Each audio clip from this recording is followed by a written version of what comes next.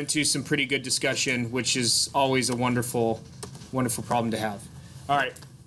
So the next framing question we need to deal with is this one.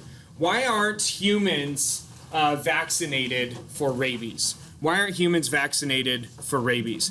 Now, we've already mentioned, sorry, I need to do preventer view. We've already talked about some of the challenges with treating viruses. And what are some of those challenges? What are some of the challenges to treating viruses? Yeah. Oh, it's right here. Right, and they disguise themselves by disguising themselves as ourself, right? A lot of selves there, okay? But yeah, I mean, that is incredibly challenging, that they actually have pieces of our cell membranes oftentimes enveloped or enveloped around the viral capsule, okay? What are some other challenges? Yeah, Mia. They become like incorporated into the host genome in like the lysogenic cycle. Yes, yeah, they can hide out in the genome for long periods of time. Autumn. They mutate? Yeah, they do. A lot of them mutate very rapidly because their reproduction is so rapid when they hijack host machinery. A lot of errors tend to build up in the viral genome. Yeah, any other? I think he has an answer. All right, any other reasons why viruses are so difficult to treat? What machinery? What machinery are they using to carry out whatever they're doing? Yeah. They're using the cells. They're using the cell's machinery. And so if you're going to attack any process of what the virus is doing, if it's using the cell's machinery to do it, you're attacking that cell's ability to actually carry out its normal function. Okay, all of these make viruses incredibly difficult to treat. And so we tend to combat viruses using vaccines. What we'll tend to do is to give healthy people a vaccine, and so basically we give somebody who's healthy pieces of the virus or just non-functional forms of the virus so that their immune system learns to recognize what does this look like immediately upon entry into the body. Okay? What does this look like immediately upon entry into the body? And so there was a great deal of success with polio vaccines in the 1950s and 60s, giving healthy people non-functional versions of the polio virus, equipping their immune system to recognize what it looks like upon entry and preventing them from actually becoming infected with the virus. There were successes even before that with some other viruses, but on smaller scales. Now, vaccines made from functional viruses are even more effective than giving somebody a vaccine with a non-functional virus. And this is really interesting. If you're giving somebody a functional virus, somebody who's healthy, a functional virus, there's obviously risk involved there, right? And so what you have to do is you have to, if you're going to give them functional virus, to actually give their immune system the best opportunity to mount a defense against future versions of this virus, you have to in some way weaken the virus so that it's still functional, but in some way it's weakened. And so what they'll do is they'll grow these functional viruses at what you would consider to be suboptimal conditions. And we call this attenuating the virus. So let's say the virus grows best in, I don't know, a human, and a human under certain dietary conditions. So what we can do is we can grow that virus in something other than a human in less than ideal conditions. So what the functional viruses that it produces are less than ideal. They're not as strong, they're not as virulent, they don't work as quickly as a more significant form of that functional virus. But you do have what are called back mutations, where the virus can actually revert back to the more virulent form. And so this is another concern when you're giving somebody live virus and you're like, why would we even bother with this? Why would we even bother with this if there's so many dangers associated with giving somebody functional viruses? Why don't we just always give them non-functional forms of the virus? And the problem is, oftentimes the best way to fight a virus is to fight it at the point of attachment with a host cell. Because that's where, no matter what the virus is, that is unique machinery to that virus. Okay? What it actually uses to attach to the host cell is unique to that virus, specific to that virus, and typically specific to the type of host cell that it infects. And so that is the absolute best place to train your immune system to fight the virus. And the only way to accomplish that is if you give them functional virus. Okay? And so sometimes the risks outweigh the rewards. And there are some diseases, like the one mentioned in this question, why aren't humans vaccinated for rabies, that we don't actually treat until we have an active infection. So there are some viruses that work so slowly inside of the host and mutate so slowly that we actually don't force somebody to go through that trouble unless they have an active infection. And rabies is one of those viruses. So rabies progresses very slowly. And so and the vaccination is incredibly painful and incredibly expensive. And so you don't do it unless somebody has an active infection or you suspect that they have an active infection. Right? Somebody gets bit by a bat, or a raccoon, or a skunk, or some psychotic little 3-year-old, right? And you're like, man, there's something wrong with this kid. It must be rabid. And then you're like, no, it's just a 3-year-old. They're all that way. But yeah, unless you suspect somebody has rabies, you don't actually subject them through that. Yeah. So with this whole culture of anti-vaccines, yes, what are the benefits of that? Of avoiding vaccinations? Yeah. So there are a lot of it's interesting. So in Western Europe, the main fight against vaccines is because of the mercury used to actually generate vaccines, and so that tends to be the main data used to fight against universal vaccination, whereas in this country it's almost entirely the correlation between vaccines and autism is almost entirely the argument used. And I think that's interesting, not necessarily a suggestion that there is no correlation between vaccination and rates of autism, but it's interesting that you have a very different, because the anti-vaccination movement isn't unique to the United States.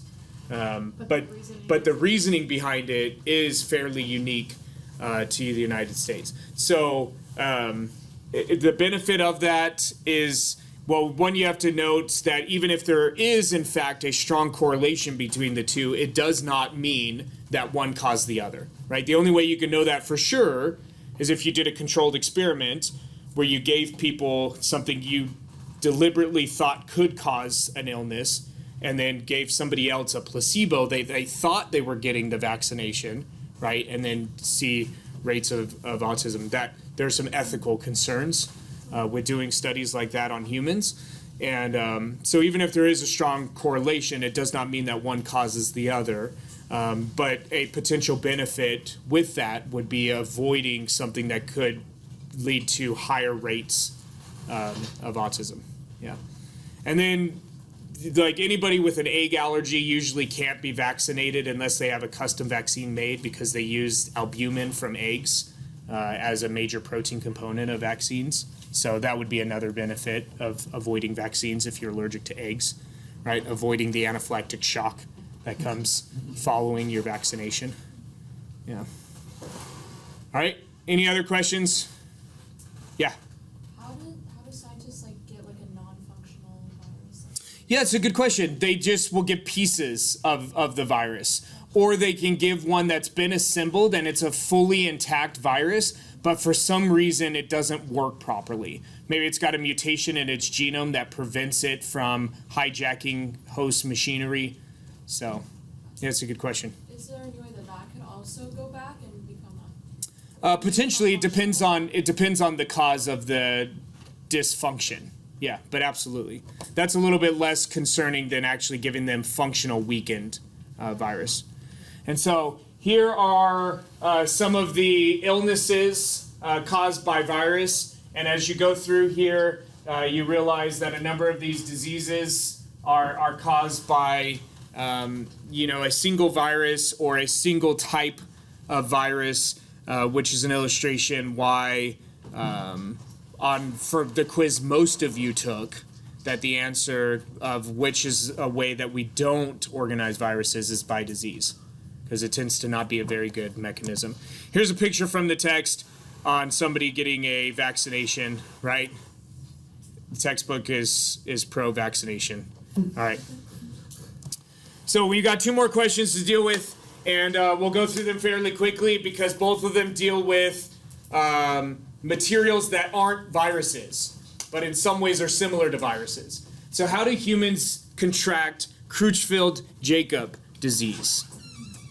And so we have some pathogens that are also non-living, like viruses are non-living, but they entirely lack nucleic acids. So viruses have nucleic acids. They're not living because they don't have all of the characteristics of life, but they still have nucleic acids. There are some pathogens that, like viruses, are non-living, but unlike viruses, lack nucleic acids entirely. Most of these fall into this category of materials called prions. And they are proteinaceous, meaning they're made entirely of proteins. And they're typically what you call a structural variant, or what you could just think of as an unfolded form of a normal protein. So here's an example of a normal protein, PRP. And so an unfolded form of that has the potential to be a prion. Okay? And now we'll start talking about, well, what does that mean? What does it do? How does it cause pathology? I'm glad you asked. I am glad you asked. So the infectious form of this, or the prion, the unfolded form of PRP, is called PRP-SC, and it converts the normal form of this protein, PRP-C, into more copies of the infectious form. Yeah. You said that was the unfolded form? PRP-SC is the unfolded form. This is the prion. This is the pathogen. PRP-C is the normal form of that protein. And so what the prion does is basically recruit normal protein to its unfolding party, right? Sounds like a wonderful party, right? An unfolding party. Unfold everything, right? It's like the party children have after you fold the laundry on your bed, right?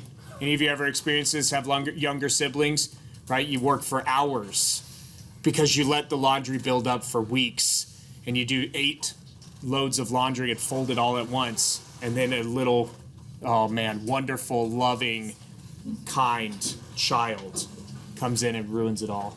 I actually do love my children. I don't want you to get the sense that I don't love my children. I love them. I love them the way God loves me, right? In spite of my wickedness, God still loves me. That's the way I love my children, yeah. So, where is the normal protein PRP found? Like, is that in the brain? Yeah, it is. Yeah. This specific protein is found in neurons. Okay. Yeah, that's a good question. It's found in neurons and then in glial cells, other cells within the brain. Yeah, that is a good question.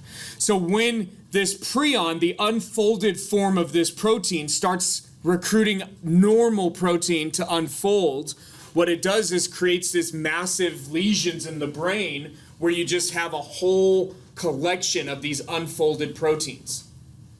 Okay? These unfolded proteins, they don't operate normally. It's very difficult to keep them within cells, and they just end up building up in different places in the brain. And so we have a A common example of this that every now and again you'll get an outbreak of mad cow's disease is the common name bovine spongiform encephalopathy, which means cow brain disease that makes the brain look spongy. Okay, this is what the name means. Or mad cow's disease, or kuru, another disease caused by prions, can demonstrate how quickly and how catastrophically the brain function can deteriorate as you start building up these lesions. Yeah. So the proteins are like unfolding. Does that mean it's kind of like cooking? Yes, that's exactly what happens. Like if you cook an egg, you unfold the proteins, or if you cook a piece of meat, you unfold the proteins, and it chemically alters those proteins. It's a permanent chemical alteration of the protein. Very few proteins are capable of folding themselves or folding spontaneously. Meaning if they unfold, they actually have to physically be refolded by the proteins that were present when the protein originally formed. Okay? And so once you unfold it, unless you can get it right back in the exact environment in which that protein initially formed, they can't refold. And oftentimes, after the protein folds, they're modified further in other ways. And then if you unfold it, even if you could put it back in the original environment, you could not refold it. And so, yeah, it would be like trying to uncook an egg or uncook a piece of meat. Yeah. Does the unfolding have to do with heat? Like food? No, in this one it doesn't. But in cooking, it has to do with heat. Although you can simulate that with acid, right? Have you ever eaten ceviche? So you cook fish in an acid. And so you lower the pH, causing the proteins to unfold, so you simulate cooking the fish, but you didn't actually cook the fish, which is cool. It makes it feel like it's cooked, but it tastes like citrusy. It's wonderful and delicious. But any parasites in that fish, I mean, they don't mind too much having a slightly acidic condition. They survive the stomach acid of their host as they work their way around the body, right? So it's like, man, this fish is so delicious, but it's also riddled with parasites, right? So it's a risk you take every time you eat ceviche. But sometimes the reward is worth the risk, right? Yeah, we've got lots of questions. We'll start here, and I'm just going to make my way left. So we'll start with Levi. Is there any way to go about treating something like that? You have to remove the lesions and try to encourage development. Although getting neurons and glial cells to redevelop is very difficult. So usually you remove the lesions, because when you remove the lesion, you can usually remove most of the unfolded protein and stop the process. And then you just have to hope that the intact portions of the brain learn to make up for what's missing. Right, but you have people that will have like what you call a hemispherectomy, where they'll have half their brain removed, and then the other half of the brain in time will oftentimes learn to pick up the slack of the half that's missing. But it takes time, it takes reprogramming. Yeah, Emma. Do PRP like platelet injections? No, that's that's platelet-rich plasma, different PRP. I think that they're all capitalized for PRP. Yeah, that's a good question. This is a different idea. Yeah, Aiden. What causes the protein to open, like unfold? Is it just a malfunction, or is it hereditary, or? You mean like what causes it initially? Initially. I don't know. And I don't know if anybody really knows, but once it starts, it's like a chain reaction. So it could be, the original cause of the unfolding could really be anything. It could be heat, it could be pH, it could be pressure, it could be just some unique chemical environment. But then once it starts, it's like a chain reaction. It's like eating Pringles. It's like once it starts, it just, yeah. Is it still functional after it unfolds? No, it is. Lesions are just like groups of. Just pockets of non-functional protein. Yeah, it's basically pockets of cooked eggs, except for the protein's different because it's not albumin. Yeah. All right. Any other questions? Okay. Oh yeah. So both of these diseases spread from eating the nervous tissue of infected individuals, and you're like, how do cows eat cow brains? It's a wonderful question. It's the unfortunate practice of like, hey, my cow died. I don't want to waste all of that organic material. I'm going to grind it up and give it as feed to my other cows, right? It's like the cows don't mind. I mean, they eat mostly plants, but they'll eat whatever you give them, right? It's like it's like rats. Although rats actually, they really like meat, and they really like to eat other rats as well. I don't know if you knew that. So humans, you can get Crutchfield Jakob disease by actually eating contaminated beef. And so the original unfolded protein is not a human protein. It's actually a beef protein. But that unfolded protein causes a chain reaction in your proteins and starts unfolding them. And then you can pass unfolded proteins off to others and just keep that chain reaction going. Yeah, Sarah. Bodily fluids primarily. Yeah, proteins are difficult to transmit like as an aerosol. It's difficult to what you would call aerosolized protein. It's possible, but it's difficult. It's usually by the transfer of body fluids. Is there any way to know if if a cow does have like mad cow disease, is there a way for you to know? Oh yeah. Before you do that? Yes. Before you you can only know if they're actually expressing the pathology, right? They could have a small number of misfolded proteins and not be expressing any of the pathology. Although it's like, well, is that why they died, right? So it's kind of not a good rule to eat an animal you don't know how it died, right? I mean, it's just kind of a good rule, and you're like, I'm not eating it, I'm feeding it to my other cows. Yeah, but you're feeding it to something you eat, right? So let's not eat things you don't know how they died, nor feed them to other things you will eat if you don't know how it died. Yeah. So I got to tell you this story, and then we'll do our lecture break. So for my PhD, I worked entirely with fur trappers to get my raccoons. I did work with raccoons and a very specific parasite that lives in raccoon small intestines. And so to avoid any of the paperwork associated with working with animals, I worked with animals that somebody else killed for a purpose completely separate from my research. And they killed raccoons to get their fur and to sell their furs. And I just happened to come along and I'm like, I'm happy to use them. But these guys that rely on that, and they were all men, that's why I say guys, they were all men, that rely on that as their source of income. These are interesting. These are interesting people. And one of them in particular, we actually became pretty good friends. What he would do is he would carry spray paint in his car, and wherever he went, if he knew he was going to come back the same direction he was driving, he would spray next to any road-killed animal. And so that way on his way back, any carcass that didn't have spray paint next to it had been hit in the time that passed since he drove by it the first time. And then he knew it was safe for him to eat, because he knew how it died and relatively when it died. And then that way he could just throw it in his truck and then he could eat. Yeah, he's an interesting guy. No. All right, so here's what we're going to do for our lecture break. All right. So we have, for all intents and purposes, I'm actually going to skip our last framing question from chapter 21, which means since I'm skipping it, you will not be held responsible for it in any way. If you're really sad about that, you can read through it. It's another type of pathogen similar to viruses. What I want you to do is to basically work and deal with this question. So if viruses are not living organisms, okay? So viruses are not living organisms. Why do they behave as though they are?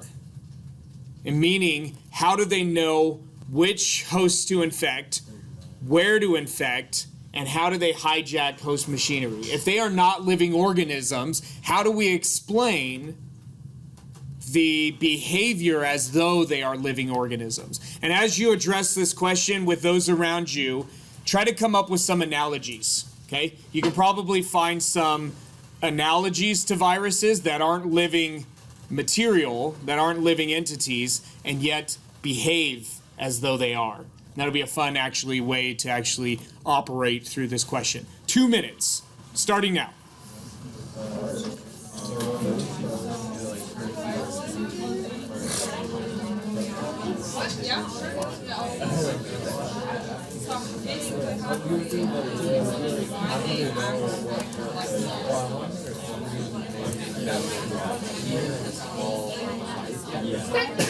Bless you. Bless you. You're welcome.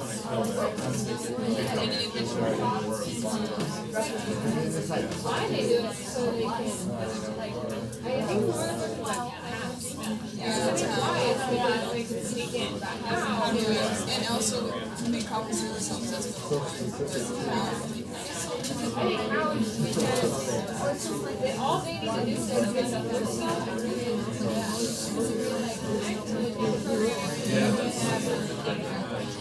One more minute.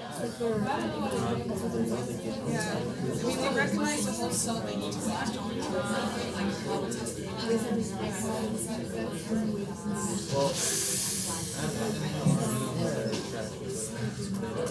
The only thing that I can think of is that do things chemically, there has to be a large enough number of chemicals for anything to take off for viruses on souls.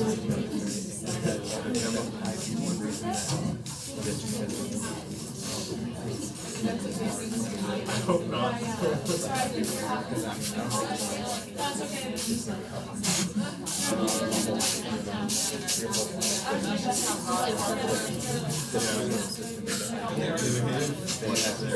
Did you get my email? I sent it yesterday. Because they want to reproduce. Alrighty.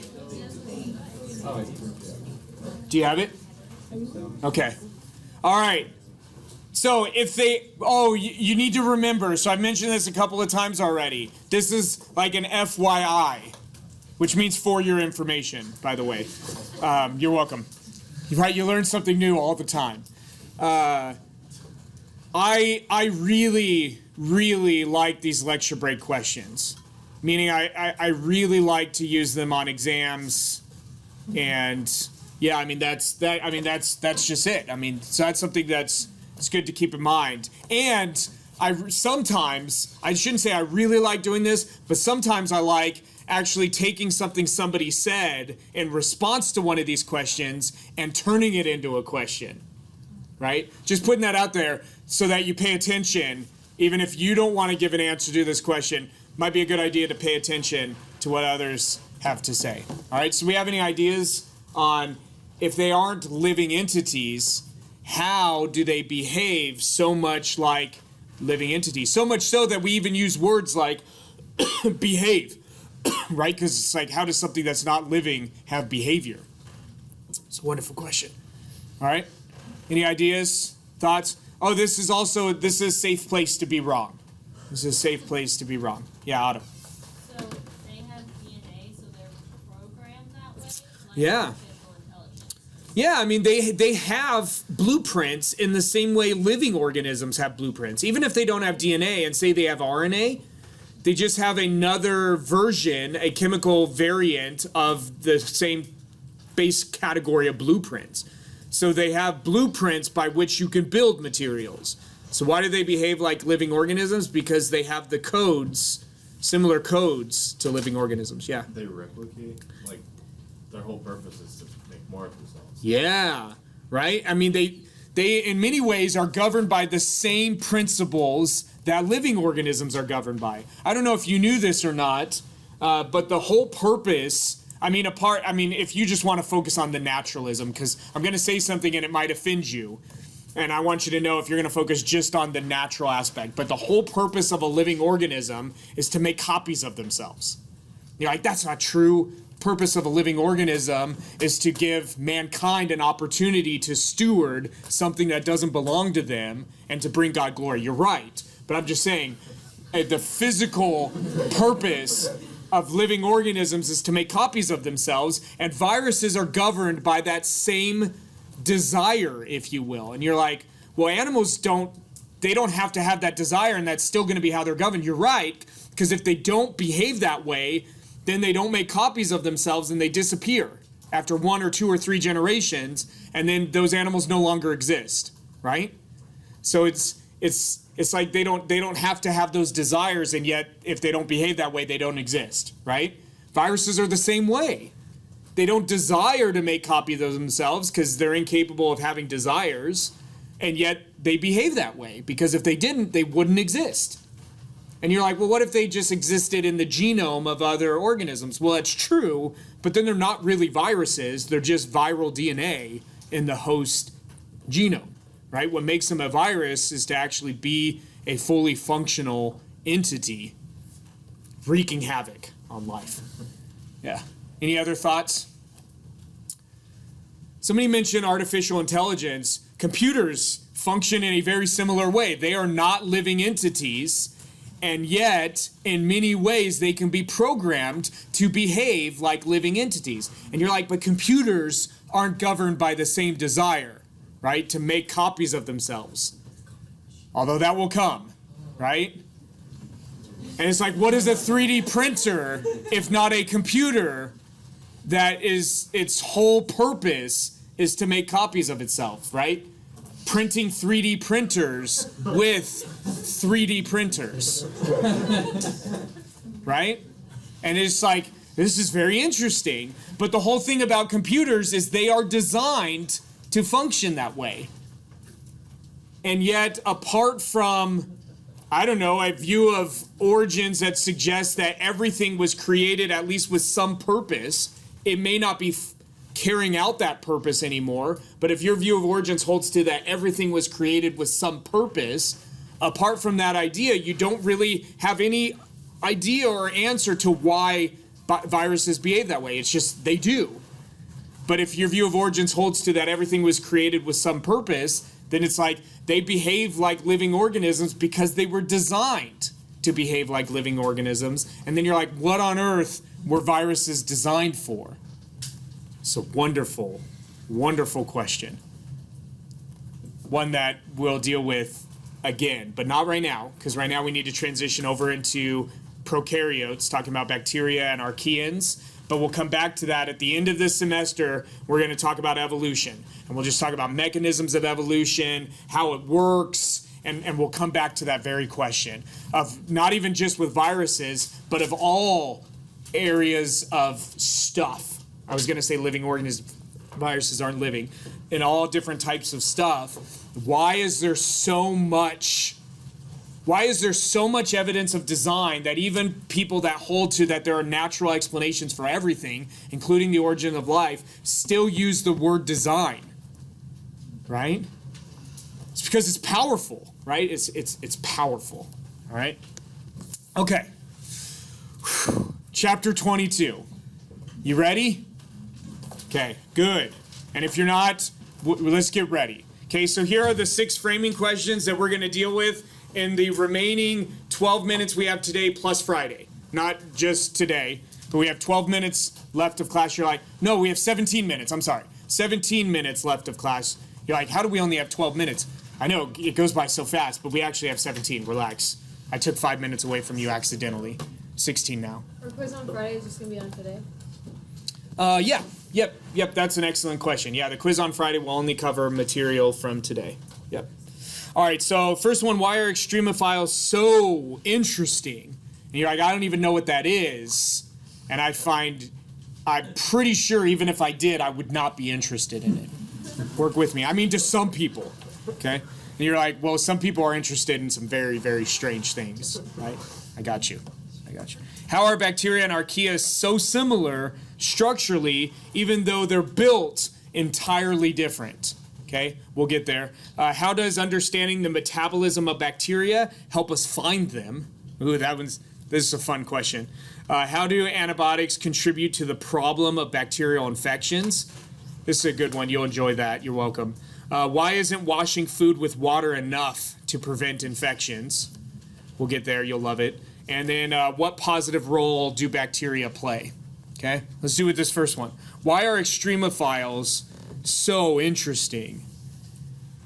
Okay, I need you all to think back to the very first day we met together. And I know it was a really long time ago. It was 9 days ago. And I'm old, so 9 days is like an eternity to me, even though it's a very short fraction of my life. It's just my memory. It's going. But anyways, I remember we were talking about the aims of science. And there were 2 main aims. There actually were 3 that I gave you, but I said science can really only accomplish one of them. And that was to better explain or better understand the natural world, right? And then there was another aim to describe how the world got to be this way, which science can't really do, although we can make proposals of maybe how it might have come to be this way. And then the other one was to answer all life's big questions, which science certainly cannot do, okay? But we're going to deal with this second aim. And that you need to remember that that one of the big branches of science is to try to come up with some reasonable explanation of how life and how the physical universe came to be this way. Okay? Now, science can't actually do that because you can't replicate it. Therefore, you can't actually do science. But so, anyways, but it attempts to do that. On top of that, the earliest fossil forms, so when you go back to the rocks that are lowest down in the geological column that we can actually get to and find material in, the earliest fossil forms are all prokaryotic. And you're like, what does that term prokaryotic mean? But you read the chapter in preparation for today, so you know exactly what that means. It's a cell that lacks a nucleus and any membrane-bound organelles. We'll come back to that. On top of this, the rocks in the early Earth crust, if you assume that everything in the column of rocks at one point used to be on the surface, right? Which is a big assumption, but if you assume everything in that big column of rocks at one point was at the Earth's surface, the oldest rocks demonstrate evidence of intense radiation, huge amounts of energy transfer, and anoxic conditions, meaning in the absence of oxygen. These earliest prokaryotes would need to be extremophiles because they would have had to live on an Earth that had enormous amounts of energy transfer happening all the time and lacked oxygen.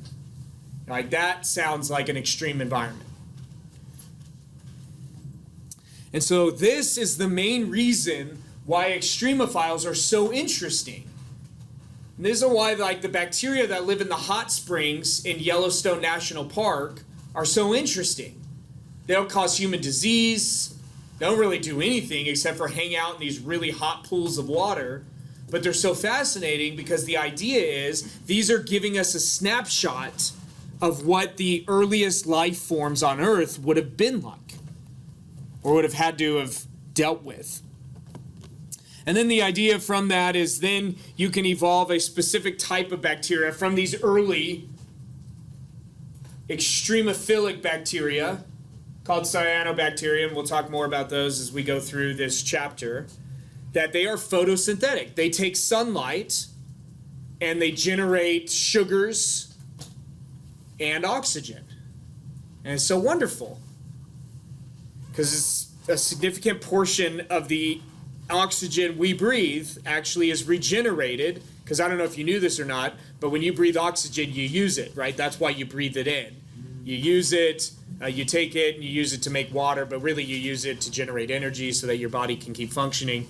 But we pull oxygen out of the air, and so you need organisms that will restore it.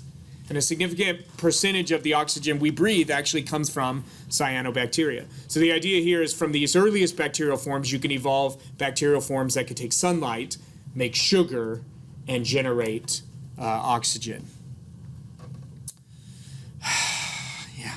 On top of that, many prokaryotes, which again are forms that lack a nucleus and lack any membrane-bound organelles, that's what a prokaryote is. They oftentimes form really large, complex colonies that include a biofilm or microbial mat. And then so on top of this, they make structures that should leave significant evidence behind in the fossil record. And on top of that, they make structures that would allow other organisms to actually get out of the water and experience some other unique type of environment. Yeah. So for the one above it, basically, where does that fall in creation? When would the radiation and like lack of oxygen happen? Oh, yeah. So what we would, yeah, that's a good question. Those rocks they tend to be interpreted as rocks that were never at the Earth's surface. And so they are rocks that have always been buried beneath the Earth's surface. And so you wouldn't use the characteristics of those rocks as an example of what the Earth was like, but rather what the environment was like under the Earth's surface. Oh, okay. Where having, incredible amounts of energy transfer and having no oxygen is really not an issue. Yeah. Like a young Earth view? Not necessarily, but it would be building along those lines. Yeah. Because this wouldn't fit into a young Earth view. This, correct. At least not in like a strong biblically informed young Earth view. Unless everything just went like really, really fast. Really fast. Yeah. So this is the idea of a typical view under methodological naturalism. Okay. Yeah. And so we see a lot of these examples in the fossil record of what look like biofilms, similar to the biofilms produced by prokaryotes that live around hydrothermal vents, which are really hot pockets of water deep in the ocean, and also stromatolites, where you get in areas of shallow waters where you have prokaryotes actually pulling minerals out of the seawater and then depositing that into this really complex biomatrix. So we have some objects in really old rocks that look suspiciously like biofilms made by present bacteria. And so it looks like that there were bacteria alive when those rocks were forming, and then assuming that those rocks at some point were at the surface of the Earth, it seems like all that was around there were prokaryotic forms. And this is an interesting piece of information. This is kind of like bonus information, giving a last little, sprinkle on top of our cake to answer why are extremophiles so interesting. Most of our prokaryotes are so extreme, they prefer such extreme environments, we can't create those environments in a lab. Meaning we've never actually grown these organisms in a lab, we've never seen what they look like, we don't know what they eat. We only know them because we found their DNA in like hydrothermal vents or really hot pools in Yellowstone or ocean water immediately around Antarctica that like hovers right around 0 degrees Celsius all the time, sometimes even below. And so we can't actually recreate the environment to get them to grow in a lab, so we know them only by their DNA. It's kind of fun. Okay, so why are extremophiles so interesting? The main reason for that is because the dominant scientific paradigm holds to that these are the earliest forms of life. These are the earliest forms of life would have been very similar to these extremophiles. So as we study them and as we understand more about them, we may get pictures or glimpses of what the starting material was to generate all of the other diversity of life. What's your definition of an extremophile?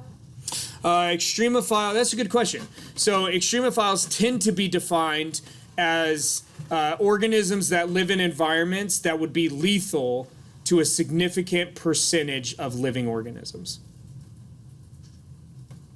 So then they could live in environments that are really hot or really cold or really salty or, just really acidic or really basic, but they live in environments that would be lethal to most organisms. Yeah, Autumn. So most of these, they're photosynthetic, right? No, the extremophiles, they very rarely are photosynthetic. Usually they are chemosynthetic. They take inorganic chemicals and they use those to make organic material. So a lot of them will live on sulfur or hydrogen sulfide or some other inorganic molecule. That's a good question.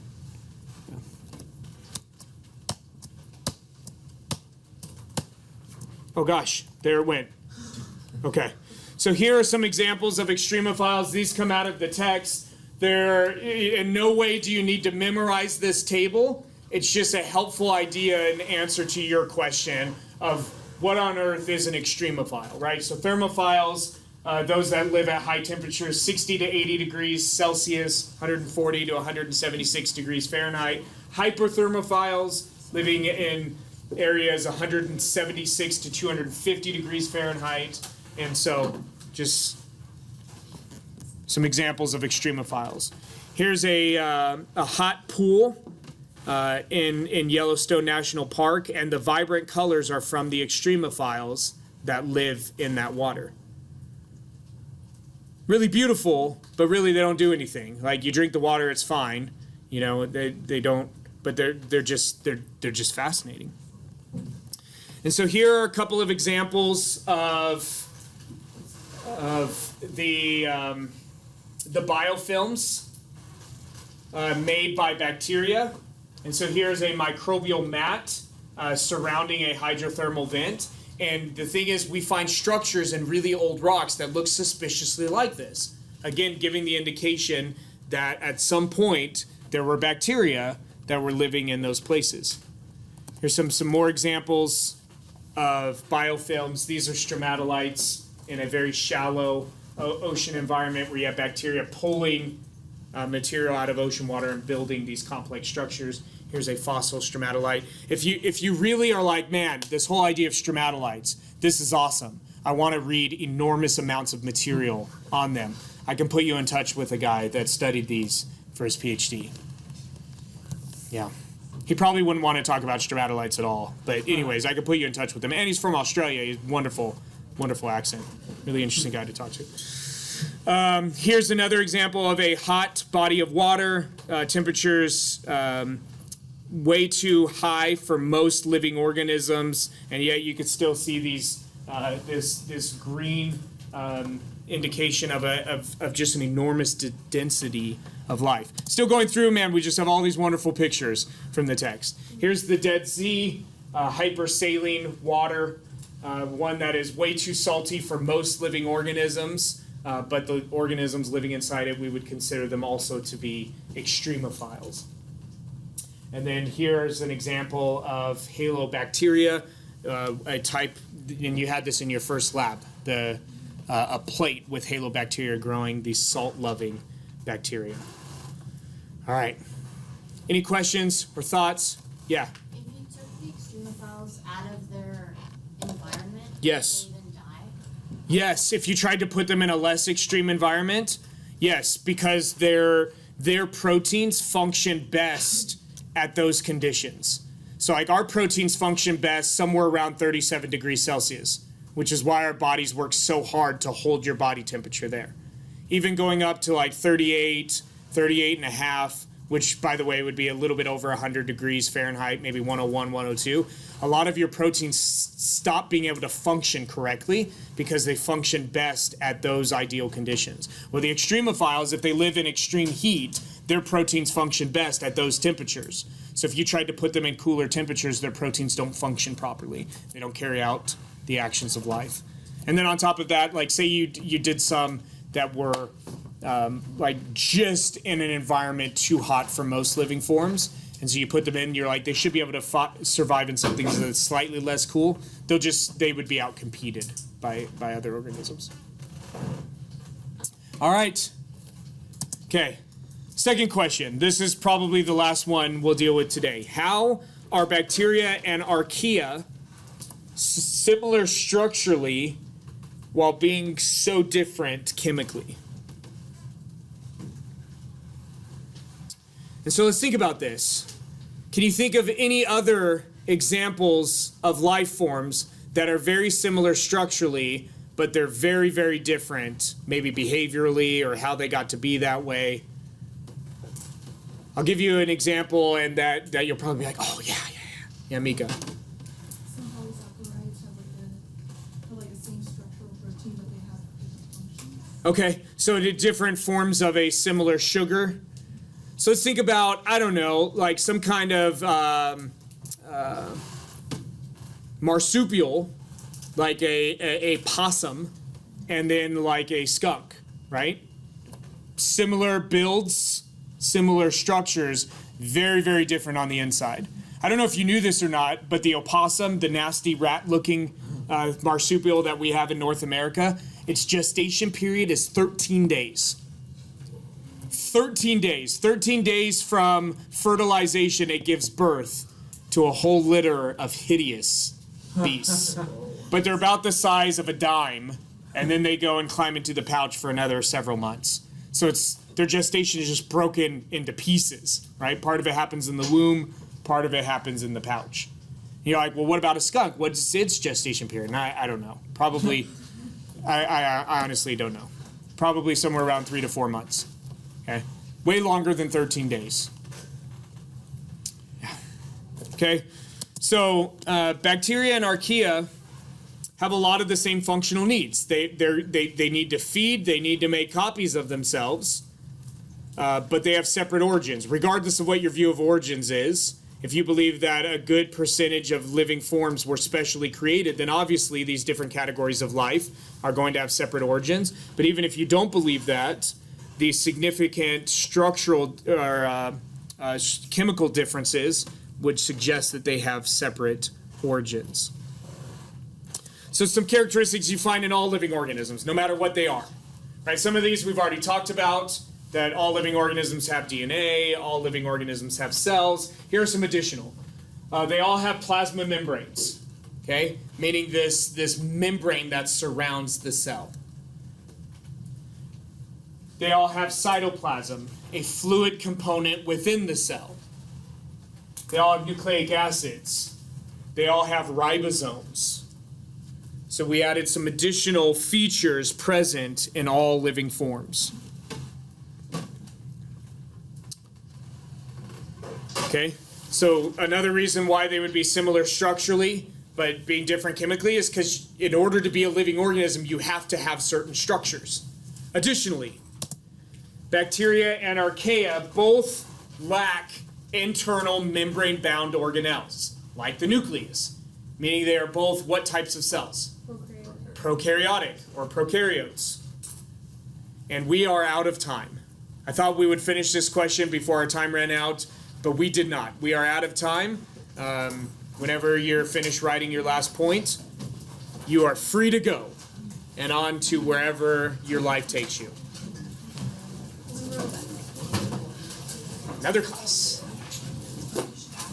Are you even leaving this room? I go right there. I move one row back. You get my full attention, he gets most of my attention, and then I go to left. That's a class that probably should get more of your attention. Yeah, I can't see. I can see this here, but he draws, so I have to get Just right downstairs. Do you have graded our lab homework before lab? I just want to know.